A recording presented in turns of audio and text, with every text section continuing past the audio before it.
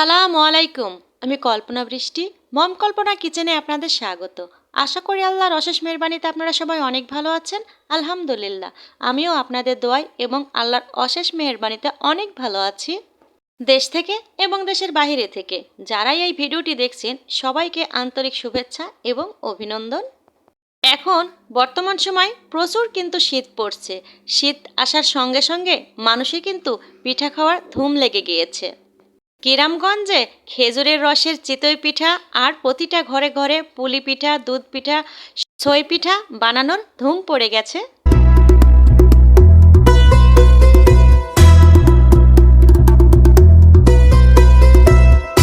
আমরা কেন পিছিয়ে পড়ে থাকবো? আমরাও শুরু করে দিয়েছি একে একে পিঠা বানানো। তো চলুন, আজকে আমি কি পিঠা বানাবো তার কি প্রস্তুতি নিয়ে আমি আপনাদের সামনে এই যে সাজিয়ে রেখেছি। একে একে সম্পূর্ণ উপকরণগুলো আমি দেখিয়ে দেব। আজকে আমি বানাতে যাচ্ছি খেজুরের গুড়ের সই পিঠা। যেহেতু খেজুরের গুড়, তাই সর্বপ্রথম আমি এই যে এখানে একেবারে খাঁটি গুড় নেওয়ার চেষ্টা করেছি। বাজারে গিয়ে সবচেয়ে খাঁটি এটাকেই বলেছে, তাই এটাকেই নিয়ে এসেছি। এবার আমি দেখিয়ে দিচ্ছি পরবর্তী উপকরণ। আমি এখানে চাউলের গুঁড়া নিয়ে নিয়েছি, আর এই যে দেখুন এখানে দুধ নিয়ে নিয়েছি, আর এই যে চিনি নিয়ে নিয়েছি।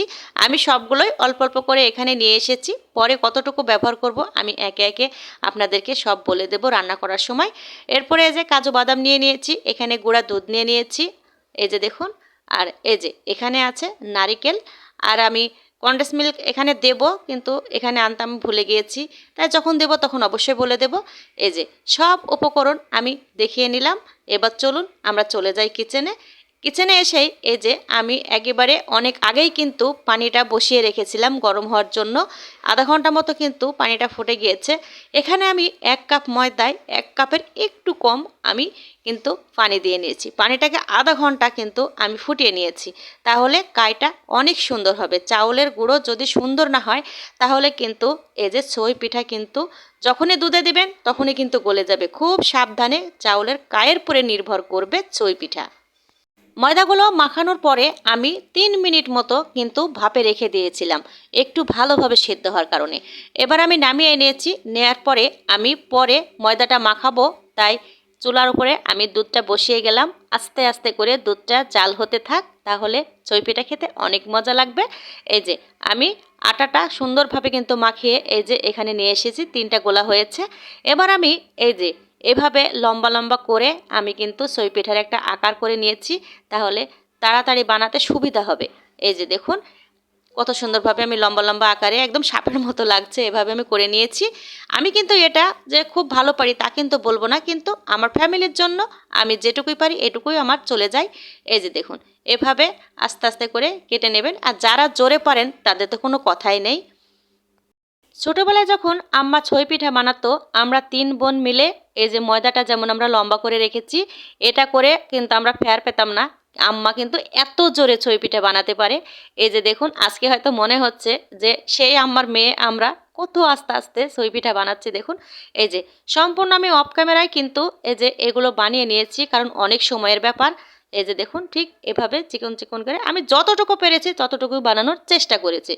এবার আমি এই যে সবগুলো বানিয়ে চলে এসেছি কিচেনে। এদিকে আমার দেখুন দুধটা কিন্তু ফুটে অনেকটাই কমে গিয়েছে। এই যে দেখুন কত সুন্দর কিন্তু দুধটা একেবারে ঘন হয়ে এসেছে। এই যে এ পর্যায়ে এসে আমি এই যে একটা তেজপাতা আমি 2 টুকরো করে নিয়েছি, আর এখানে আমি বড় সড়ো একটাই কিন্তু এই যে এলাচের ফল দিয়ে দিয়েছি, আর 2 টুকরা মতো এখানে দারচিনি দিয়েছি। দারচিনি কিন্তু খেয়াল রাখবেন বেশি দেওয়া যাবে না, দারচিনিতে কিন্তু দুধের একটা টেস্টটা নষ্ট হয়ে আসে, তাই সামান্য পরিমাণ দিলেই যথেষ্ট। আর আরও একটু ফুটে উঠতেই কিন্তু আমি পরে চিনিটা ব্যবহার করব। এই যে আমি এখানে 200 গ্রাম মতো কিন্তু আমি চিনি দিয়ে নিয়েছি। এই 200 গ্রাম চিনিতেই 1 কেজি দুধ হালকা পরিমাণ মিষ্টি আনবে, আর বাদ বাকিটা সম্পূর্ণ কিন্তু খেজুরের গুড় দিয়েই কিন্তু এই যে পিঠাটা বানানো হবে। একটু চিনি দিলে কি খেজুরের গুড়টা ভালোভাবে মিষ্টিটা বজায় থাকে। এ পর্যায়ে এসে এই যে আমি গুঁড়ো দুধ দিয়ে দিয়েছি। এখানে আমি 2 টেবিল চামচ মতোই কিন্তু দুধটা দেওয়া হয়েছে, খালি শুধু একটু ঘনত্ব বজায় রাখার জন্য, আবার টেস্টটাও কিন্তু দারুণ আসে। এই যে সম্পূর্ণ উপকরণ দেওয়ার পরে কিন্তু ফুটতেই থাকবে সুন্দরভাবে। যত ফুটবে তত কিন্তু দুধটা আস্তে আস্তে কমে আসবে, ততই কিন্তু এই যে পিঠাটার টেস্ট ভালো হবে। আর আমি মিষ্টিটাকে ব্যালেন্স করার জন্য কিন্তু আমি হাফ চামচের সামান্য পরিমাণ কিন্তু আমি লবণ দিয়ে নিয়েছি। লবণটা যার যার ইচ্ছে মতো দিয়ে নেবেন। এরপরে এই যে যখন দুধটা কমে এসেছে, জাল হয়ে গেছে ভাববেন, তখন এই যে আমি পিঠাগুলো দিয়ে দেব। এই যে একে একে দিয়ে দেব, যেন এক জায়গায় দলা পেকে না যায়, ঠিক সেভাবেই কিন্তু দিয়ে দেব। নতুন ভাই ও বোনেরা খুব সুন্দরভাবে আপনারা একদম পুরো সম্পূর্ণ ভিডিওটি দেখেই কিন্তু এই যে এই পিঠাটা বানানোর চেষ্টা করবেন, তাহলে কোনো সমস্যা হবে না। এই যে দেখুন, এই যে যে সই পিঠাটা দেখছেন, এই পারফেক্ট কায় হওয়ার কারণে কিন্তু পিঠাটা সুন্দর গোটা থাকবে, ভেঙে যাবে না। একটু নাড়াচাড়া করেই এই যে আমি এখানে কিন্তু নারিকেলটা দিয়ে দেব। নারিকেলটাও কিন্তু একটু সেদ্ধ হতে হবে, বা ভেতরের যে একটা নারিকেলের যে একটা রস থাকে সেটাকেও বের হতে হবে, তাহলে কিন্তু টেস্ট আরও ভালো আসবে। একে একে আমি উপকরণ দিতে থাকবো আর আস্তে আস্তে করে নাড়াচাড়া করতে থাকবো, যেন সম্পূর্ণ মিশে যায়। এ পর্যায়ে এসে আমি গুড়টা দিয়ে দেব, কারণ অলরেডি আমার পিঠাটা কিন্তু রান্না হয়ে এসেছে। এই পর্যায়ে এসে আমি গুড়গুলো ঠিক দেখুন আমি কিভাবে দিচ্ছি। বাজারে কেনা গুড়ে অনেক মানুষের কিন্তু কমপ্লেন থাকে যে দুধের ওপরে যখন গুড়টা কিন্তু দেয় তখন কিন্তু দুধটা কেটে যায়। ঠিক আমি যেভাবে রান্না করছি দেখুন, কখনোই কিন্তু আপনাদের সামনে আমি রান্না করছি, কখনোই আমার দুধটা কিন্তু কেটে যায়নি। দেখুন, সম্পূর্ণ রান্নার শেষে লাস্টে 5 মিনিট, নামানোর 5 মিনিট আগে কিন্তু গুড়টা আপনারা ঠিক এইভাবে ব্যবহার করবেন। দেখুন আমার দুধটা কিন্তু কত সুন্দর আছে, দেখতে পাচ্ছেন আপনারা। দেখুন একটু কিন্তু দুধটা আমার কাটেনি। আস্তে আস্তে এই যে গুড়টা আমি এইভাবে নাড়াচাড়া করে কিন্তু মিশিয়ে নিতে হবে খুব আস্তে, কারণ এই মুহূর্তে কিন্তু ভেঙে যাওয়ার সম্ভাবনা কিন্তু খুব বেশি পিঠাটা। তাই খুব আস্তে আস্তে নাড়াচাড়া করে এ পর্যায়ে এসে আমি 2 চামচ মতো এই যে কনডেন্স মিল্ক দিয়ে দিয়েছি। এটা দিলে কিন্তু মিষ্টির হারটা একটু বেড়ে যাবে এবং স্মোকি যে একটা ভাব, ক্রিমি ক্রিমি একটা যে ভাব থাকে না, সেটা কিন্তু এসে যাবে। এই যে অলরেডি আমার হয়ে এসেছে। এই যে নামানোর আগে কিন্তু আমি আরেকটা জিনিস ব্যবহার করব। এই জিনিসটা দিলে এই যে এই ছই পিঠার যে একটা মানে টেস্ট একেবারে ভরপুর কিন্তু আরও বেড়ে যাবে। সেটা কি বলুন তো? এই যে ঘি। এই যে দেখুন, এই ঘিটা লাস্টের দিকে দিয়ে আপনারা নামিয়ে ফেলবেন, দেখবেন কত সুন্দর স্বাদের একটা কিন্তু ছই পিঠা হয়েছে। এই যে দেখুন ঘিটা কিন্তু তেল ছেড়ে দিয়েছে। এবার আস্তে আস্তে করে নাড়াচাড়া করে কিন্তু আমি পিঠাটা নামিয়ে নেব।